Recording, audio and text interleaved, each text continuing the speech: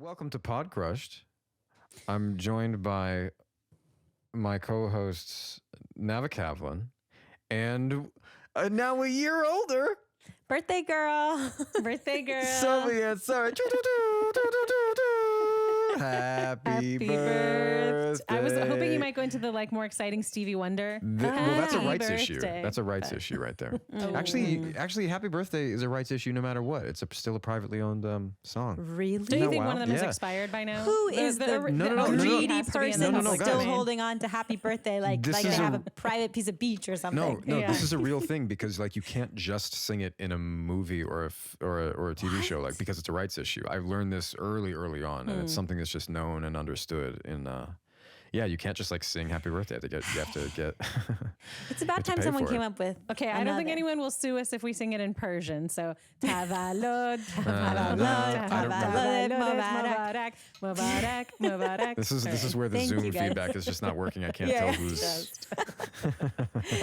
Thank you guys for the birthday you wishes. I feeling? appreciate it. Did you get our gift? Must have been stuck in the mail. Must be on its way. Oh, it's too Wow, good. happens every time. Good.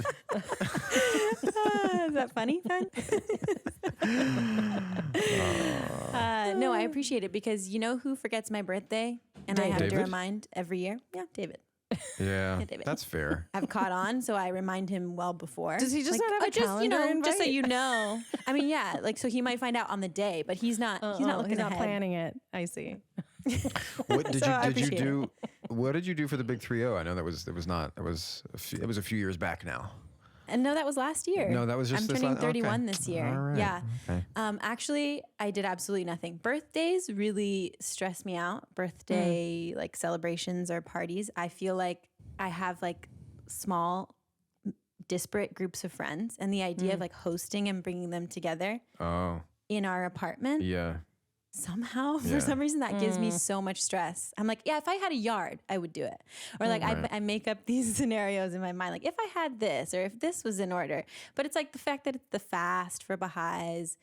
It's honestly, That's big, a yeah. mid-March birthday is not great. Yeah. That is tough. Yeah. Well, we're happy you were born, Sophie. Yes, we are. I also wish that my wife had a little bit of the same condition where she didn't care about birthdays. Because I gotta say, every year, Those are big. it's a little bit all right, how old are we now? Do we really need to get everybody together? What's Dom's perfect birthday? I mean, it's every year. It's every year. It's every year. What's her idea of a perfect birthday? Is it just with the family? So it is fun, and she's social, and she's a Sagittarius, you know. So they're supposed to be social. I didn't know that, but now I do. It's just so funny if it's true. She turned 42, and we got 100 people together. That's in awesome. a I club. remember And seeing it was pictures. like a club. We danced till midnight. And we had to, I was waking up the next day at 5 in the morning. Gonna say, and I was which is 5 a.m. for Happy a parent. birthday, my dear. You know who feels like a party?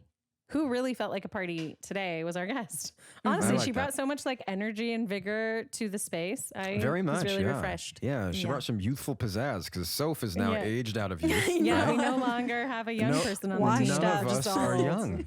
We have Amber Midthunder, the actor you might know from Prey of the Predator franchise. Also Avatar, the Last Airbender of the Avatar franchise, the other Avatar franchise. This week, she has 2 films out on the same day, which What a is feat. remarkable. And they both look quite good and quite different in a way. One is called Novocaine, starring her and Jack Quaid, about a man who just spends all of his time at the dentist. Yeah, it's thrilling. And it's it's inside a of his horror mouth. film. It's a POV from Inside his someone's mouth the whole time. No, it's about a guy who can't feel pain and is got to save the girl, more or less. And then there's a film Opus, which is a comedic horror starring John Malkovich and Io Adebri. So I don't know what more you need, except for Amber Midthunder. Today, who we have with us. She was a true delight, a ray of light. You're going to love this one. Stick around. Welcome to Podcrushed. We're your hosts. I'm Penn. I'm Nava, And I'm Sophie. And I think we would have been your middle school besties. acting like shameless groupies around our 12-year-old crushes. You wouldn't know what that sound is. Yeah. That sound was it's actually like a Futurama sound. Okay. That's great. Let's use it. So you are aware of the framework of this show. Like we start at 12, we focus on Yes. adolescence for a bit, if not a long time sometimes, and then we go on from there. Okay. Pretend I know nothing, but yes, I'm a big fan of your show. Okay, awesome. Well, thank you. I think the feeling is mutual for all three of us now that we've like seen so much of your work. So we're going to get into that, but we're going to start at 12. What was 12-year-old life like for Amber day to day? School, family, friends?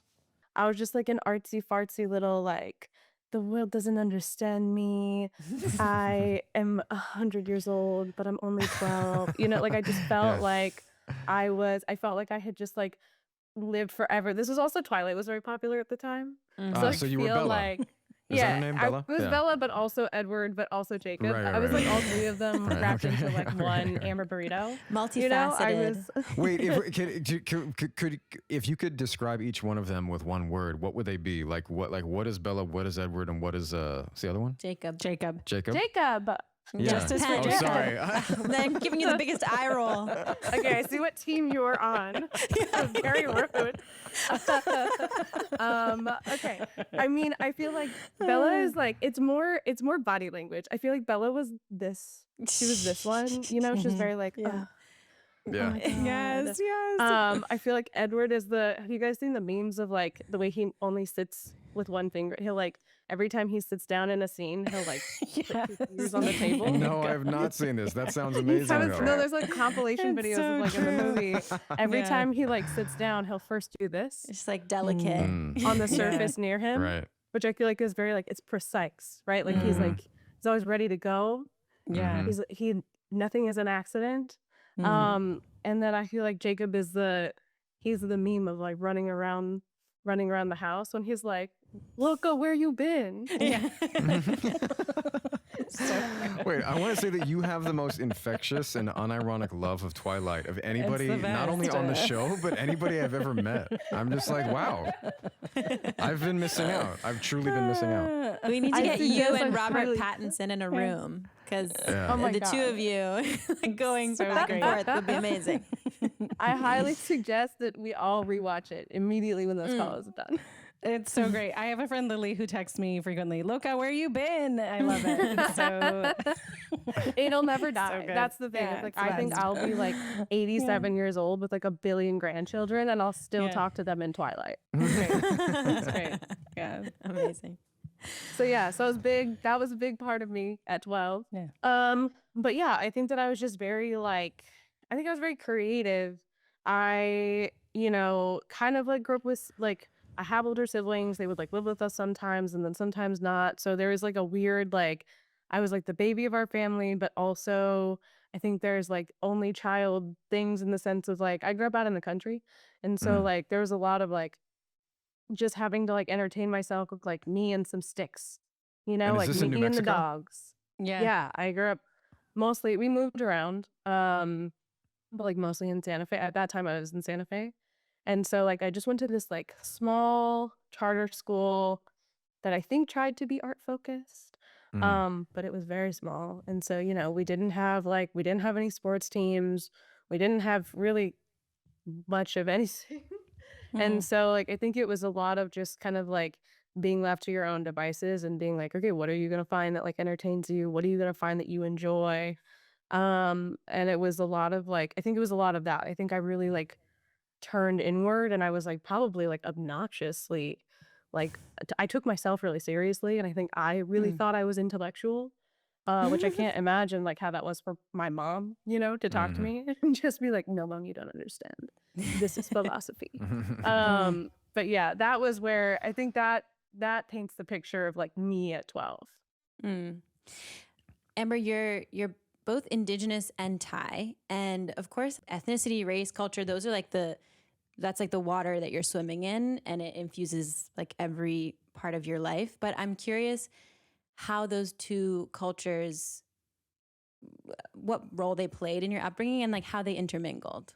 Yeah. I mean, I think that it's like, that's everything, right? Like, that is your foundation. That is your kind of the background of everything that informs everything about you. Like, every day I wake up, I am the mix that I am. You know, I was born on the Navajo reservation, which is not my reservation. My reservation's in Montana. It's called Fort Peck. But my brothers are Navajo. So, like, I was born on their res. And then, like I said, we moved around. And then my mom, she's half Thai Chinese and half white. And she was born in Thailand, lived there until she was a toddler, and then she was adopted and grew up in America. So, like, my indigenous culture is the culture that was like my primary, that was like everything that I grew up with, you know, that was like the language that was spoken in my house. Those were like the ceremonies I went to. That was like, you know, my family that I knew and stuff like that. And so it's like, I think it's not, it's cultural identity is so interesting because it's like, it's hard to explain to other people how it's like simultaneously the most important, it's like the thing that means the most to you, and also it's only one facet of who you are.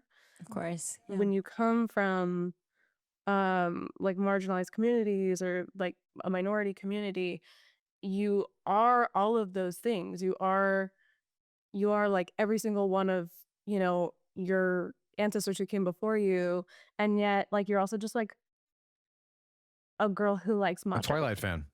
Yeah. Twilight fan. Yeah. Yeah. It's like Team a girl who Edward. loves Twilight. Especially as Indigenous people, you know, when it comes to specifically storytelling, it's like we have been doing this since the beginning of time. Like Yeah. so many of us don't even have written languages. This is how we've kept our languages alive. This is how we've kept our cultures and our histories and our lineage alive. Like this is how we preserved everything that we have. And so, you know, it's like, I think when we're led into these spaces, whether it's like a culture focused story or a culture focused role or not, I think just naturally there's something really special that we get to like interject into that space that maybe somebody else would look at and go like, wow, it was so cool. Like there's just this like thing that's happening, but really it's that like, you know, when you like enter a room, it's not just you that's entering the room. It's like all of those things that have come before you. That was put so well. I'm curious, thinking again of that day to day as an adolescent, like, so first of all, you were on set, as I understand it, at 9 years old. You were in a film at 9, is that right? Because both your parents were Kind sort of. of. Yeah, so both my parents work in the film industry. Okay. They both got into movies by accident.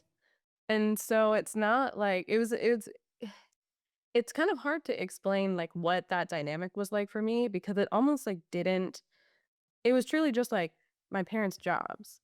You know, it wasn't like, especially growing up in New Mexico, I think my parents very consciously, like, because we lived in California for a time when I was young. I think we lived in California from the time I was like maybe like 5 to 9, for my dad's acting career.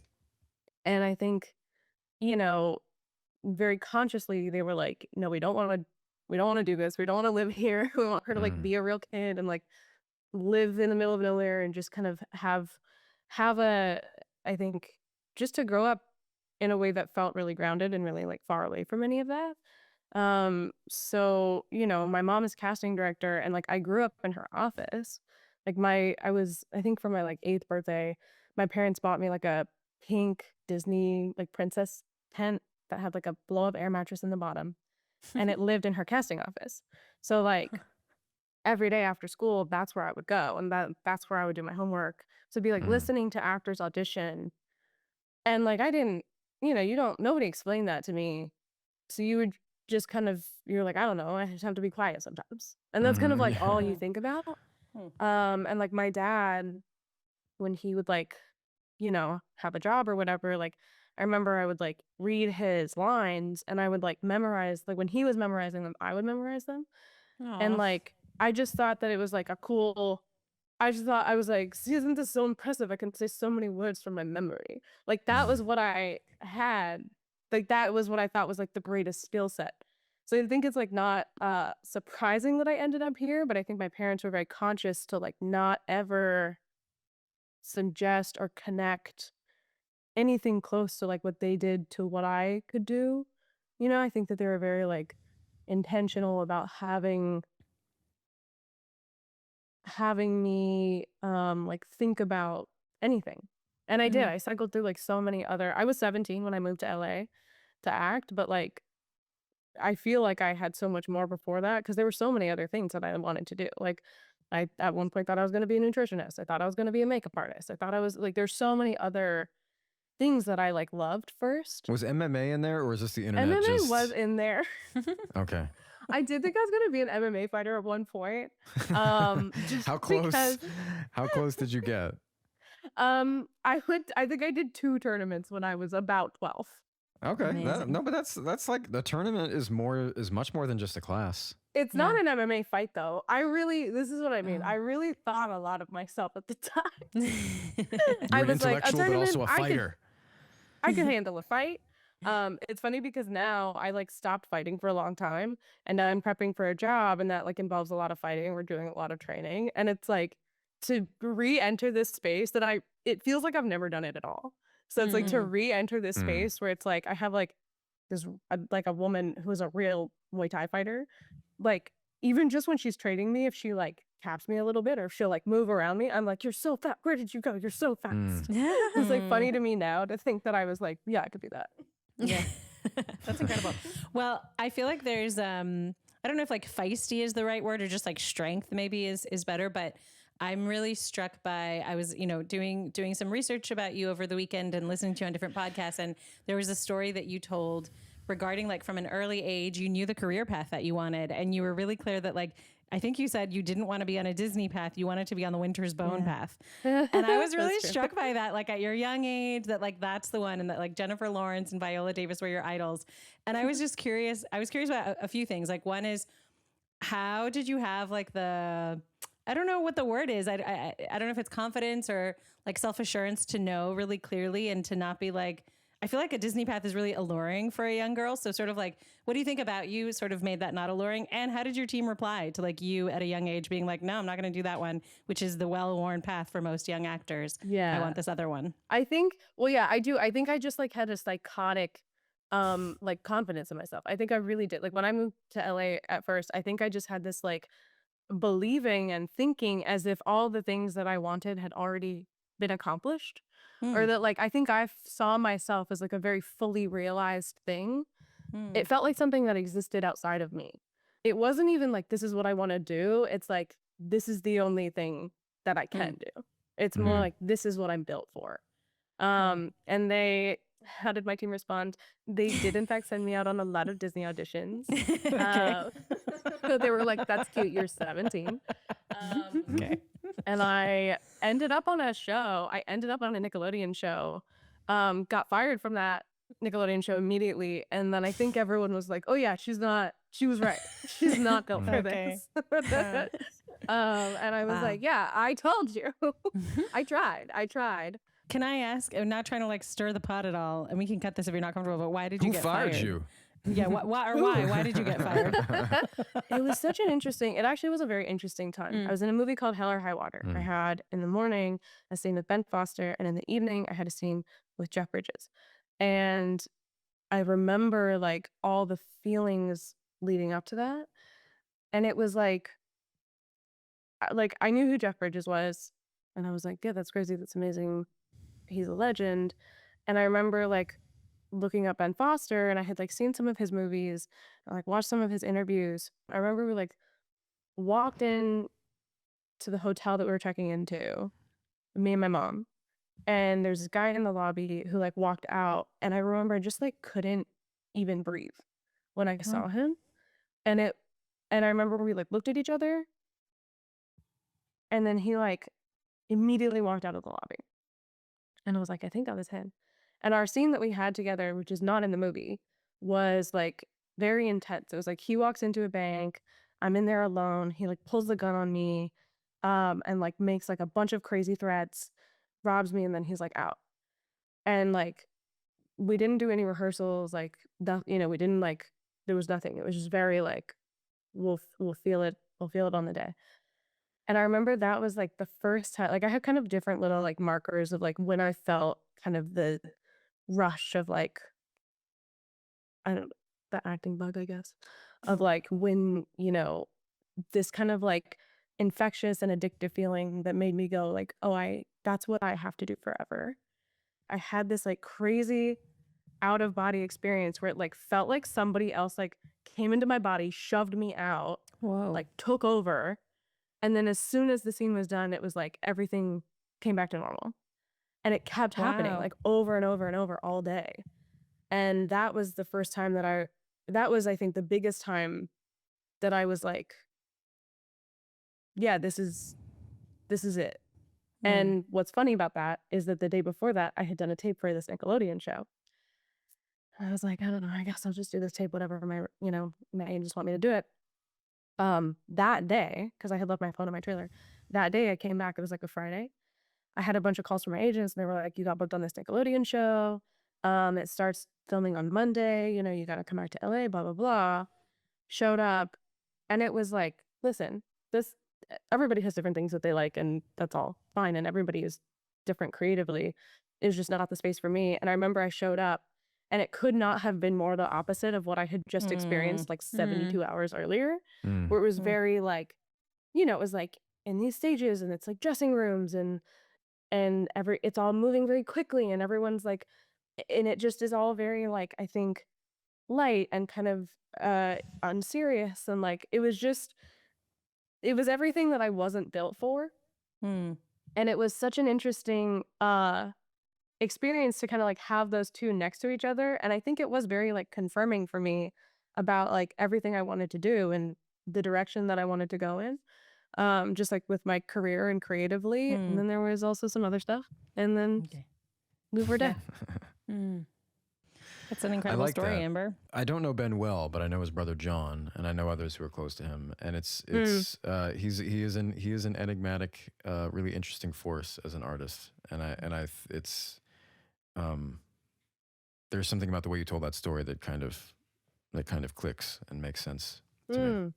That's the only interaction we've ever had. I've not seen him. I've not worked with him since then. That's so interesting. And that was Wow. like and he 10 plays such a years ago. role in your story. And you didn't, and it sounds like you didn't hang out or speak much outside of. At the time, no. It was interesting because that actually was his picture wrap, that scene. Oh. And so he, I remember he like rapped, everyone was clapping, and he came back in the bank and he immediately ran to me and he gave me like the biggest hug. I was still like, you just tried to kill me 5 seconds ago. Yeah. Can I get a little space, please? And he was so kind. I remember he gave me this big hug and he was just like, he was just being very kind. And he was like, you're so talented, you're so wonderful, da da da. But what's funny about being from New Mexico and also being the child of the crew is that you know everybody on the crew. And so I remember somebody on the crew was like, yeah, that was like all he talked about for the rest of the day was that scene and that interaction. And kind of like all of that. So yeah, it was very cool. It was very interesting. And I think, yeah, as like a young person, I don't know, it's like as we get older, I think we gain like intellect and experience and all these things. And it's, I think, kind of a good reminder that it's like, you don't always need that. I think everything is a little cliche, but it's like everything is already in there. It's like that you really just, it's helpful, right? It's helpful to like gain experience. It's helpful to like gain knowledge and wisdom and have things to compare and educate yourself. But it's also like, it's not always necessary. Like sometimes it is really just about like, I think having grit and like showing up. I like what you're saying because for all of experience brings a lot. Surely wisdom and insight, that's always nice to have. But with acting, you can really be, I think, just untaught and instinctual, like you're saying, and it can be kind of the best thing. It can be great. This episode of Podcrushed is brought to you by Booking.com. Booking.yeah. Every time I go on Booking.com to find a place for us to stay within the US, I know that they're going to have exactly what I'm looking for. They have a huge variety of options from hotels to vacation rentals, and I'm always able to find something that fits my specific needs. I have found that Booking.com has something for everyone. We are currently planning a little trip to Austin to see some family and some friends. And, now that we have a baby in the mix, there's more of us, and it's a little bit inconvenient to descend upon someone's home. So we are turning to Booking.com to find the perfect place for us to stay that's in the right spot, in our price range. Booking.com has it all. No matter who you are, Booking.com helps you find a place that's ridiculously right for you. Find exactly what you're looking for on Booking.com, Booking.yeah. Meet JLab. Headphones as versatile as you. You can work out, you can rock out, you can tune out, actually, if you need to. Sometimes it's necessary. Find the perfect fit with JLab. JLab's diverse collection of headphones has something for everyone in every moment. You can think headphones in a million different colors and styles with features you actually want for working out, chilling out, or jamming out. For travel, I use the Epic Lux ANC over-ear headphones, and they're really comfortable and they're sleek. They look pretty sexy. They have the longest active noise canceling playtime out there, clocking in at over 60 hours. And, I do travel a lot for work. And these are perfect on the plane, the LA to New York cross-country flights. I can catch up on podcasts I want, which is typically this one. I just listen to my own voice on repeat. And these, no, that's not true. These are great for movies. It's so good on a flight. I don't have to crank the volume to drown out my snoring neighbor or the sound of the plane's engine. So if you want a more open experience, not noise canceling, where you can hear your surroundings and still listen, you should check out JLab's Flex Open and JBud's Open Sports Styles. Look for the blue box at retailers everywhere or shop jlab.com and use code PODCRUSHED for 15% off your order today. Can we back up a little bit? Because I think what's still a little, not only do we have our classic middle school questions, like Yes. first crush, first Penn's what are they? favorits. Yeah, He they're- wrote they're them he's one saying by them every like time, they're like they just taste bad in his mouth. He's the architect of the classic questions. First, what is it? Embarrassing story? No. But What is it as if you didn't write it? Was pod what? I guess I'm curious how, when was it specifically? You described yourself in the beginning as this artsy kid, and you took yourself maybe too seriously or whatever it was. When did performing specifically emerge for you as okay, it's I'm pulled to it, I like it, maybe I love it, but that's not even yet a profession. You know what I mean? So when.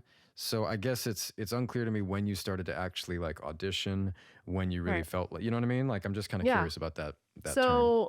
So how I said that I was just a little kid in my mom's casting office. Mm-hmm. And so that turned into what are you doing?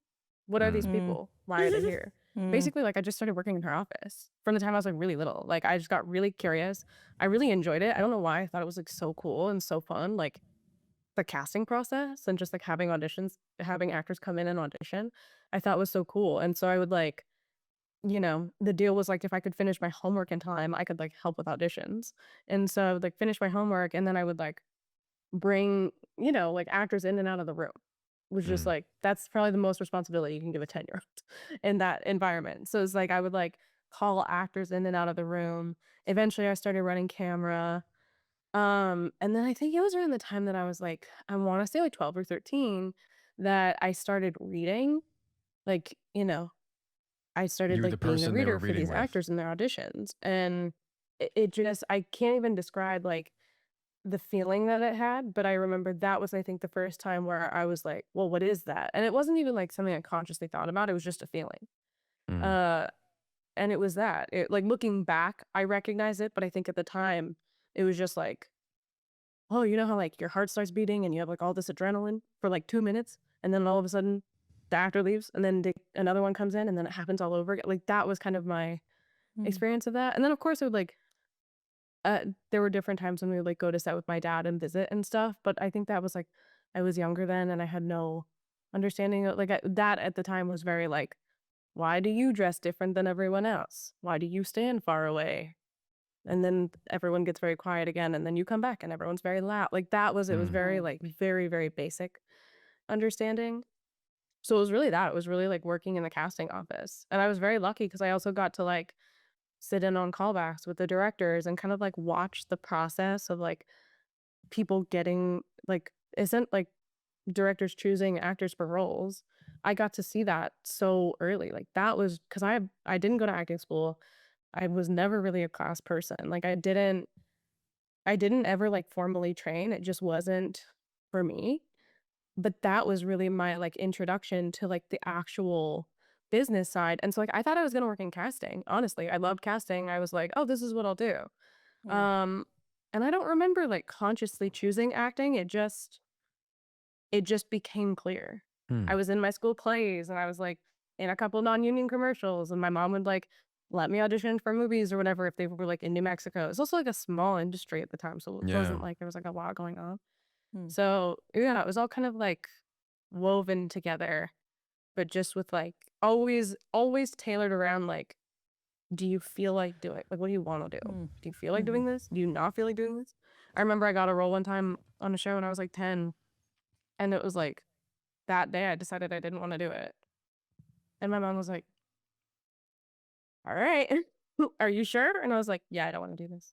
And I was like in the bathroom, and I was just like, I don't want to do it. I'm scared. And she was like, okay. You go and tell them. Exactly. She's like, all right, well, you're going to go talk to your grandmother.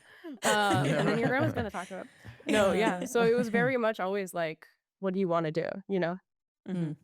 That's great. Amber, we do want to talk about some of your new projects, but we have to ask you some of these classic questions. So tell us about your first love, first crush, first heartbreak. I think my first crush was probably in kindergarten. I'm just also like, when don't I have a crush? I literally will have a new crush like every 5 seconds. It's a great way to live. Yeah, I think I had a crush on my kindergarten teacher. You know, we had like little assigned seats, and there was like glue. There was like, you know, like glitter glue, little like triangle squares, whatever. And you would like sit on like, your row is triangle, your row is blue square, and whatever. There's like a boy named Colby who was like diagonal to me. And I remember I was like, that's my boyfriend. He And that doesn't was it. know And it. I think I approached him at recess and was like, so you're my boyfriend? And he was like, Oh my gosh, amazing. You're so Amber, you really bold. are. You're so bold. Yeah, You're so I feel like that's bold. It's really rare. incredible. Like most of the stories you hear, at least my experience in school, is like as far from that as possible. You know, like you tell your friend, and then you get your friend to tell their friend, and their friend tells them, and then you never talk. And so like that is amazing that you just went up to him. that's ironically me now. Yeah. Yeah, I've lost all of that boldness with my years. So what did he say? I think he was like, okay, yeah. That's done. Listen, first day of kindergarten, already has a girlfriend. Yeah. That's That's true. crazy. That's true. Yeah. He's the man. So yeah, if I remember correctly, but I feel like that was what happened. I remember Reese's being like, do you want to be my boyfriend? And he was like, yes. And that was that. And I think we probably dated for like a whole hour. There you go. And it was very scandalous. Okay. What about first heartbreak? Well, it's a great story, but I'm like, I don't know if I can tell this. Only tell in what you're public. comfortable Yeah, sharing. yeah, Yeah. you know. Yeah, no pressure It's from us. not about me. Oh. You broke Well- someone else's heart? No, it's that my brother beat up my first boyfriend, Oh. but it was really cool. And it's a great story. I just don't know how I'm like, ooh, Yeah. I don't Yeah, know fair. how legal that is. Yeah, well, yeah. Did you deserve it? Yeah, Okay, yeah. 100%. Okay. I was Okay. in high school, and it all happened later. But yeah, my first boyfriend was my freshman year of high school, and he broke my heart. And apparently when my brothers and my dad are all very protective. I am the youngest sibling. I'm the only girl. And when they met, my brother said, if you break her heart, I'll break your face. And he meant that. And yeah, he broke my heart. And I guess this all happened. I did not know any of this. Very important to say that. But On the my record. on the record, yeah, on my birthday, my mom like picked me up from school, and then after I was gone from school, my brother came by and picked up. This is the story as I understand it. Picked up my ex-boyfriend, which I'm almost like, why would you go with him? You know he's crazy. But yeah, picked him up, and then they fought. And then the next day he came to school with a bloody nose or like a broken, no, I don't know, purple face. And I just like knew in my heart. I remember I like saw him, turned around in the hallway, called my brother. He didn't pick up, called my brother again. He didn't pick up, called my brother again. And he said, hello. And I said, so-and-so's face. And he said, happy birthday, kid. And then he hung up the phone on me. And I was like, Wow.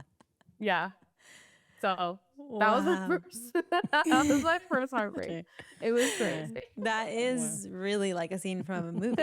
At the time, I was very upset, but now I'm like, yeah, that's what happens. That's funny because we had a guest, Noah Centineo, who a boy spoke inappropriately about his sister, and his dad asked him to beat the boy up. But he basically just talked as though he were going to beat the boy up and couldn't bring himself to do it. So in your case, your brother did it. Yeah. No, yeah. No, it was like, yeah, I'm supposed to beat you up, and that was like the end of it. Yeah. Maybe that works too. Yeah. The final question we have about middle school specifically is, do you remember any embarrassing stories from that time? I feel like all the embarrassing stuff from like middle school is like Facebook. When you look back at like the Facebook posts or like the little messenger, I don't know, everybody like loved the different like email messengers and like all those things. And you would like do all the, and like I feel like photo booth was a really big deal at that time. So Photo like I booth. remember like being at sleepovers with my friends, and Tumblr was a big deal at the time. So I remember we were like all trying to get Tumblr famous. We were like all trying to be like Tumblr girls. And I remember just like everything, or I remember this. I remember, I think I was in the 7th grade and I had this group of friends and we all had crushes because our school was 7th grade through 12th grade. And so I think we all had crushes, and probably like one grade up from us, or like 2 grades up from us or something. And we thought we were like so sneaky. And so we'd create like code names for them, like whatever. If our guy's name is like James, you call him Jim. And we'd be like, I'm a Well, genius. I am the FBI. I'm not No even one sure will that's ever a know. code name. That's a nickname. That's the That's the most standard. common nickname for James. At the time, felt like a nickname. And I remember we would like write. I remember like one time, like we would like write their like code names like on our arms with like hearts and stuff like that. And I remember being like, me and my friends at one point were like sitting on the lockers, and I had a crush on this guy who was like a real like emo rocker guy, and he like walked by and like flipped his hair. And I remember I actually full lung like screamed out loud. And he was, I wanted to say, about 12 feet away from me. I remember going, like I was like on a fade, and like I was a groupie. Wow. And all of my friends, because that is contagious, They all start of my screaming. friends also screamed. So there were like 9, 12-year-old girls, like middle school girls, all screaming because this one guy like flipped his hair. Oh my Wow. God. He had a K-pop experience. Yeah, and we were That's like, but at the incredible. same time, we were like, he'll never know. And they all knew. So, spoiler alert, they all knew. And this was not just me. This was the whole friend group. We each had this. That's so charming. That's really Yeah. precious, actually. Yeah. Wow. Amber, from that to your incredibly like badass career, tell us about your process with Prey. I mean, that feels like a really significant role for you, and maybe just like the audition and your experience on that set, anything that stands out that you can share with us. Yeah. I mean, I feel like I could do a whole podcast series on this movie.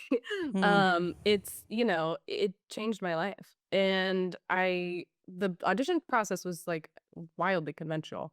I have to assume I did a self-tape. I don't even remember. I do remember early 2020. It was like February of 2020. I did a Skype audition with the director, Dan Trachtenberg. I was working on a movie in Canada. And so we did a Skype audition together. I had no idea what the movie was. It was just like it was under a code name. You know, it was like all you had were the audition scenes. Those didn't tell you anything. Yeah. It was very much like there's a monster in the woods kind of vibe, but you don't know what that is. And I remember being very suspicious that like why does this like big studio want to do a movie, like a period piece film about Native people? I remember being like, this feels bad. But Dan seemed very lovely. And that was it. And that was like all I thought about it. And then COVID happened and it like disappeared for like a year and a half. I remember hearing at the time being like, Skulls was the code name. I remember they were like, oh, like my team told me like, you're the top choice for Skulls. And I was like, that's great. What is this movie? Yeah. And they were like, I don't know, but you're the top choice and that's great. And I was like, okay. Disappeared for like a year and a half, came back. Just like one day, my manager called me and he was like, Skulls is back. You're still their first choice. I had absolutely no recollection of what this was. I was like, what are you saying? And he was like, you know that movie Skulls? And I was like, I don't remember. And so he like sent it to me again and I was like, oh, that. And then like it all happened very quickly. All of a sudden it was like that day he called me. It was like the next day he was like, in a couple days, you're going to fly to LA. You're going to do a screen test. The next day he was like, oh, this is a Predator movie. And when he told me that, I immediately burst into tears. And they were not like, this is amazing, what an incredible opportunity tears. It was like full anxiety. I remember just being like, I don't really understand what this means. Why, you know, like I still had a lot of questions. And I think a lot of that was like, that it was exciting, but it was also like very scary in terms of like representation and like culture. And I just remember thinking that like that's a really big responsibility. It sounds like that's going to be a really big responsibility, and that could be so great, but also like, you know, what if that goes wrong? And I didn't know Dan at the time. I hadn't read the script when I was told, so it's like I had no concept of kind of like what they were planning to do. Yeah, that makes a lot of sense. I And it was mean, you know, very because scary. you wouldn't think that the Predator franchise would necessarily try to do that, or if it would try, that it could do it with like integrity. You know what I mean? Yeah. Or just it's so hard. And I think at that time, like Reservation Dogs hadn't come out yet, like Rutherford Falls hadn't come out yet, Echo hadn't. There's so many things that like thinking around those few years of like 2021 and forward, we made like huge leaps in like indigenous voices being able to like create for ourselves. But it was like right before that. So it was like very I think like intimidating time in terms of like, I think I was concerned about like how much will I be able to say, how much will like my input and my, you know, what type of voice will I have. And I think I didn't want to be in a position where I felt voiceless, or like I felt like I was just kind of like forced into being like the face of this thing that I didn't feel comfortable with or didn't believe in. And fortunately, like that experience was it could not have been more the opposite of that. Like I genuinely like, I loved Dan Trachtenberg with my whole heart. And like, you know, we had like, he later brought on a Comanche producer, you know, the movie's about Comanche people. He brought on a Comanche producer named Jane Myers, who was like so like everything culturally. He deferred to her.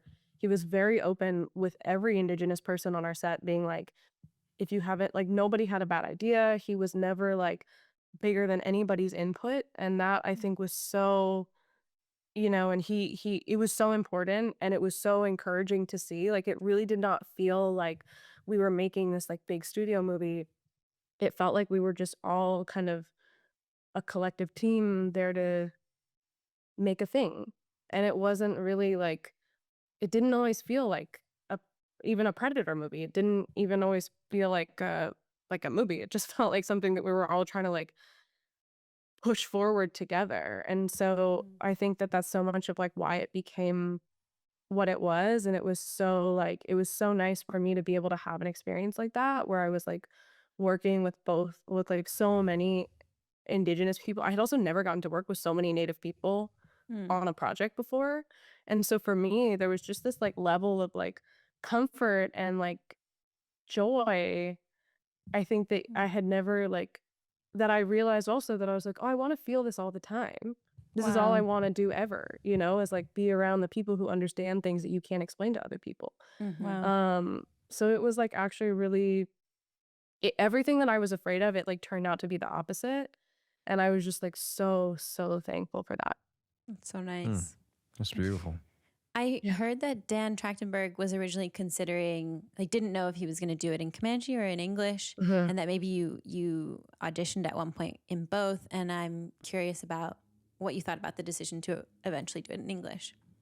Yeah, we did do that. We auditioned in both English and Comanche. And I remember, I don't know, I think I was like, I think I was very curious about like why I was truthfully, I think very curious about like why he wanted to do that. And it was like, I think really spoke to his like early belief of like that he really genuinely wanted to like showcase, or he really wanted to like include, I think, as much like, uh, I think he really wanted to like include as much accuracy as he could into this like, I think what he did was he like infused this like movie that is like exciting and it's sci-fi and it's not kind of a movie that you would look to for like a culture, like a history lesson. Right. But I think he wanted to like infuse in as much of that like unseen history in a respectful way as possible.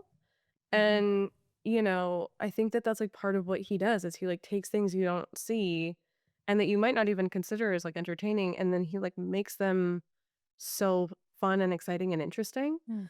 Um, and so I think that like, eventually we landed on like doing the English version and he just wanted to like put in as much Comanche as possible. Mhm. So that just looked like a lot of like on the day being like, "Hey Jing, how do you say this in Comanche? Okay, let's just do it like that." Mhm. Which is crazy because I don't speak Comanche. That's not my language. Oh But my we gosh, did it, yeah. and then we later recorded. Everybody came back, Mm. and we all voiced over our own characters entirely in Comanche. And they like worked with the Comanche language department and different like Comanche language speakers. We were the first. I forget how you say it, but we were the first time that a movie was like being released in a native language. Like, other movies have been released in native languages, but, like, post-release, that was the Mm. first time that we, like, on the release a native language version of our movie. You have two projects. I mean, it sounds like you have more down the pipeline, but at least like right now, there's sort of two really on the brink of coming out. You have Novocaine and Opus, and with Novocaine, I noticed that maybe for the first time ever, I couldn't tell because we've only seen the trailer, but you play like a woman in distress. You know what I mean? Like Crazy. you're finally the one who's being captured, and you're finally the one who's a little bit more, if not totally helpless. You know what I mean? Like, so I'm sure there's, it seems like a movie that probably diverges from every sort of trope there is. So I don't know what else there is in store for you there. But were you conscious of that when you went into it? You're like, oh, I'm not the one who's doing all the fighting this time, or I'm not, it's like it was a divergent Yeah. for you. So just tell us a little bit about that.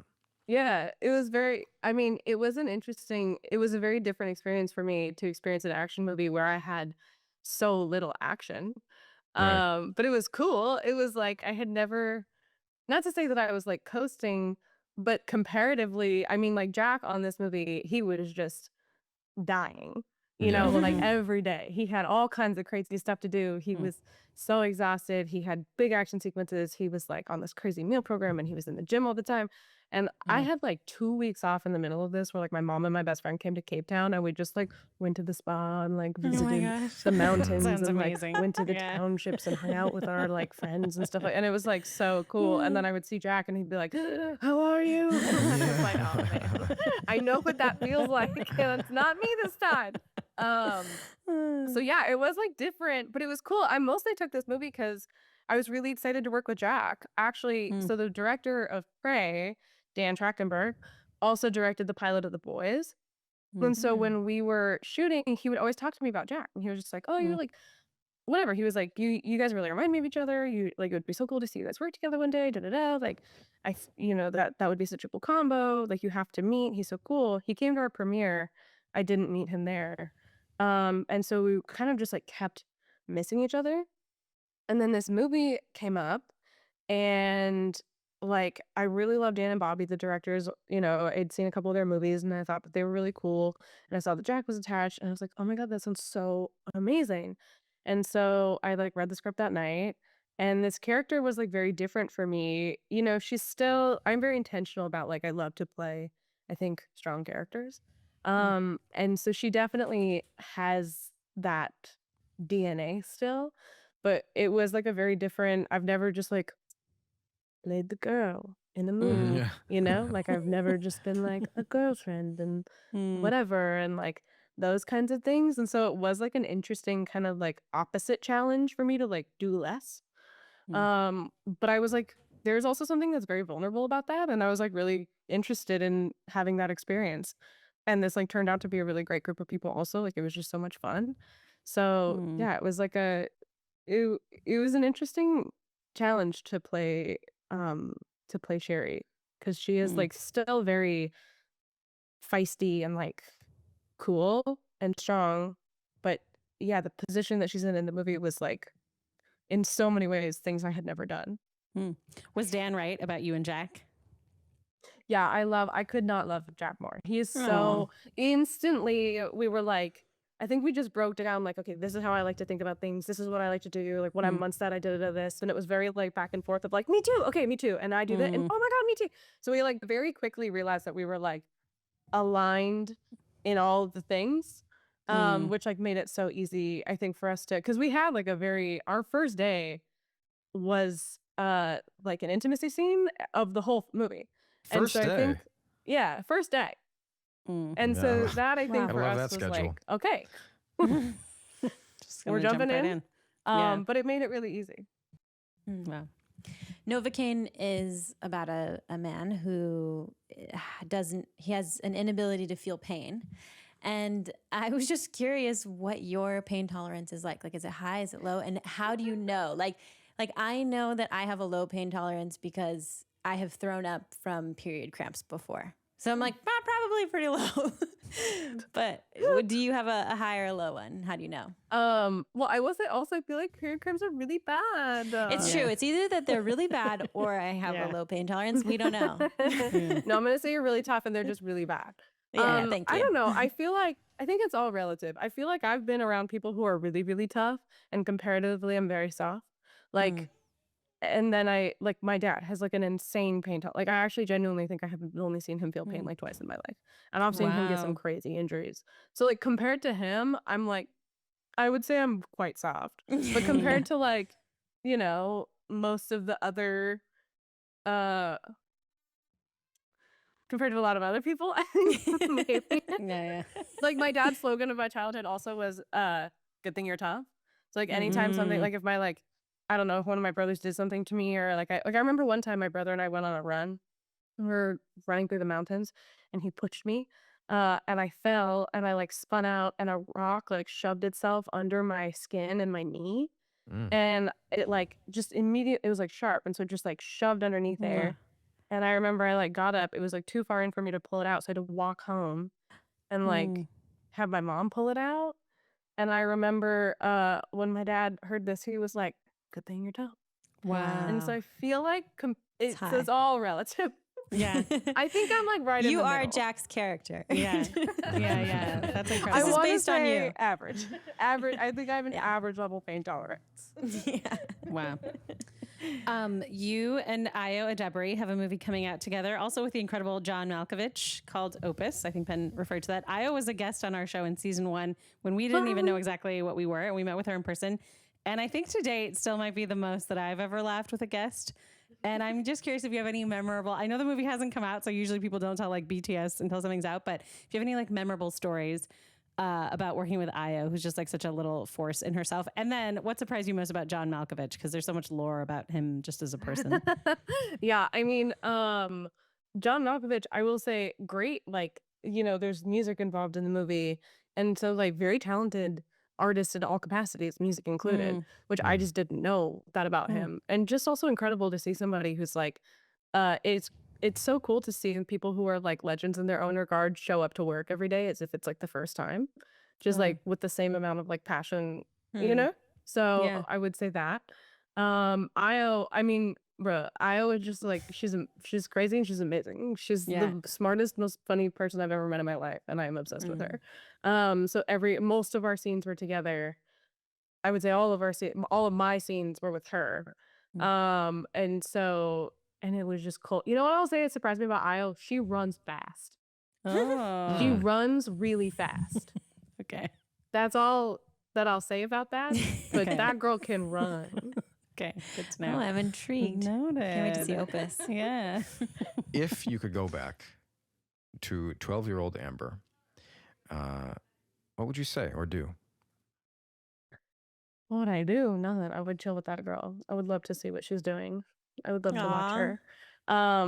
I feel like, I don't know. I feel like I'd probably tell my 12-year-old self that there is a place for you.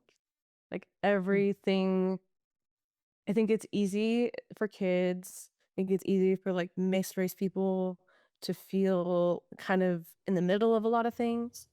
And, you know, any people, I think sometimes you don't always feel like you understand your place in the world. And so I feel like if I could talk to her, I'd be like, listen, everything you're doing, keep doing it. And you don't have to be so like don't feel the need to like explain or excuse what you do, and just that there is a place for you. Amber, I don't think anyone has answered that question by saying like at first what you said at first. I'll just watch that girl, which was really sweet, and I'm now taking that answer. I'll do the same. I really would. I would love to hang out with me at 12. I feel like it was probably really weird, but very entertaining. Yeah. You can watch Opus and Novocaine in theaters this week, and you can follow Amber online at Amber Midthunder. Podcrushed is hosted by Penn Badgley, Nava Kavalin, and Sophie Ansari. Our senior producer is David Ansari, and our editing is done by Clips Agency. Special thanks to the folks at Lemonada. And as always, you can listen to Podcrushed ad-free on Amazon Music with your Prime membership. Okay, that's all. Bye. Like, this is amazing to talk to you guys, and also simultaneously a nightmare for me. Oh no. So like, thank you for having me, and also I think that's how Penn would describe the podcast. Yeah, I am gonna like lay down and disassociate for twice the time that we're doing this. Oh yeah, always.